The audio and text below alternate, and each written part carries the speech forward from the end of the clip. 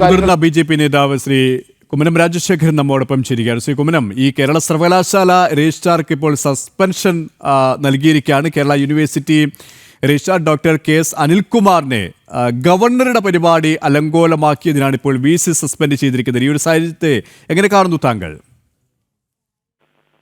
അല്ല, അവിടെ ആ സെനറ്റ് ഹാളിലുണ്ടായ ആ ഒരു സാഹചര്യവും സംഭവവികാസങ്ങളും വാസ്തവത്തിൽ സൃഷ്ടിച്ചതാണ്.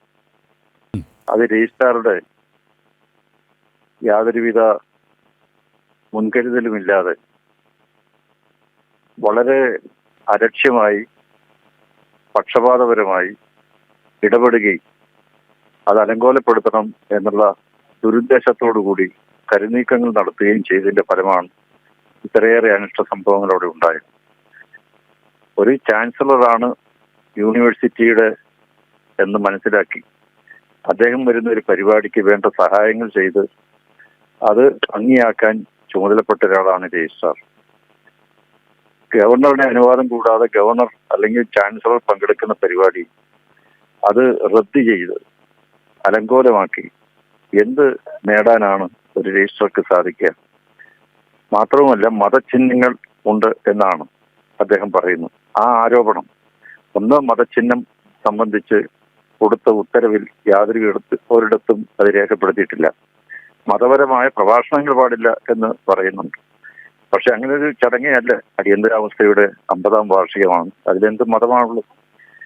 അദ്ദേഹത്തിന് അവിടെ ഒരു പ്രശ്നം ഉണ്ടാക്കാൻ കണ്ടെത്തിയത് ഭാരതമാതാവിന്റെ ചിത്രം മാത്രമാണ്. അത് നീക്കം ചെയ്യണമെന്ന് പറയാൻ അദ്ദേഹത്തിന് എന്ത് അധികാരം? മാത്രവുമല്ല, സെനറ്റ് ഹാളിൽ എത്രയോ മതപരമായ പരിപാടികൾ നടന്നിട്ടുണ്ട്. ക്രിസ്മസ് ആഘോഷങ്ങൾ നടന്നിട്ടുണ്ട്. അതോടൊപ്പം തന്നെ ഭഗവത്ഗീതയുടെ വലിയൊരു വാർഷിക പരിപാടി സന്ദീപാനന്ദഗിരിയുടെ നേതൃത്വത്തിൽ സന്യാസിമാരെല്ലാം പങ്കെടുത്ത പരിപാടി അവിടെ നടന്നിട്ടുള്ളതാണ്.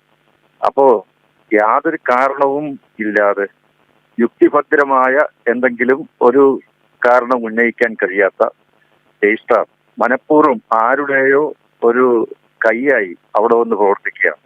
ആർക്കോ വേണ്ടിയാണ് അദ്ദേഹം ചെയ്തത്. അത് അലങ്കോലമാക്കണം എന്ന് തന്നെയായിരുന്നു അദ്ദേഹത്തിന്റെ ഉദ്ദേശം. ഏതായിരുന്നാലും അദ്ദേഹത്തെ സസ്പെൻഡ് ചെയ്തു. സസ്പെൻഷൻ എന്ന് പറയുന്ന ശിക്ഷ നടപടിയല്ലോ, അന്വേഷണം ഉണ്ടല്ലോ, അന്വേഷിക്കട്ടെ, അദ്ദേഹം കുറ്റക്കാരനാണോ എന്നറിയട്ടെ. വളരെയധികം നന്ദി ശ്രീ കുമ്മനം, ഈ ഒരു സമയം ഞങ്ങളോട് സഹകരിച്ചതിന്.